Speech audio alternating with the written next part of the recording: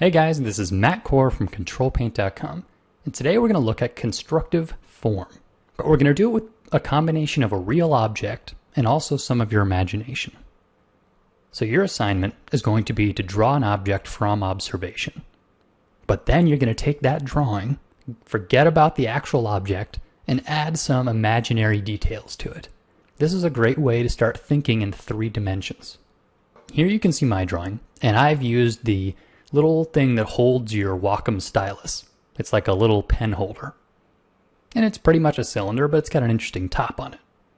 So I'm going to make a new layer, and I'm just going to start sketching some random designs on this. And I'm going to have to keep in mind the form of the object. So I'm doing some detailing here that follows the outside surface. And maybe I can mirror these curves and maybe even extend it off the form. Now it's got sort of almost a picture look to it. In fact, now that it's looking sort of like a sci-fi picture, maybe I'll put on an interesting handle.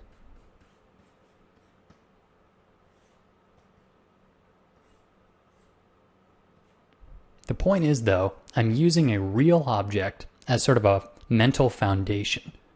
And I'm taking that and using it as a practice for drawing on top of a basic shape.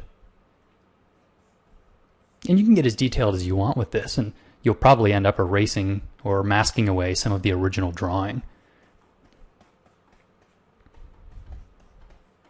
But this sort of skill, taking a simple form and then making it more detailed or modifying the 3D shape, is something you do all the time as an illustrator and definitely as a concept artist.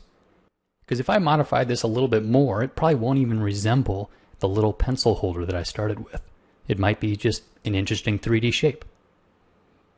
But it's really important to be able to take a basic 3D form and add details to it. So I'll do one more real quick here just to show you what kind of crazy results you can come up with. The point of this exercise is not to come up with a beautiful drawing or something that really makes sense from a design standpoint. Really what we're doing here is thinking in terms of 3D, imagining form, being sort of like a mental sculptor. So the main thing I want you to think about while you're doing this assignment is drawing through the form, because this is the way that you're going to have the most believable volume about your object.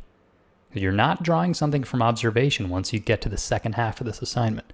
So it's really up to you to carefully imagine how this form would extend into space. Because hopefully what you've actually drawn, the observed object, will give you a nice foundation in the proper perspective. But once you begin adding and subtracting, that's all your imagination. So remember to draw through.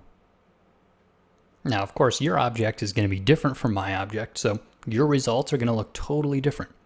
And hopefully, even if we started with the exact same actual object, our final results would be way different from one another. Because remember, this is all about imagination and design. So really have fun with this one. Thanks for coming to Ctrl+Paint.com.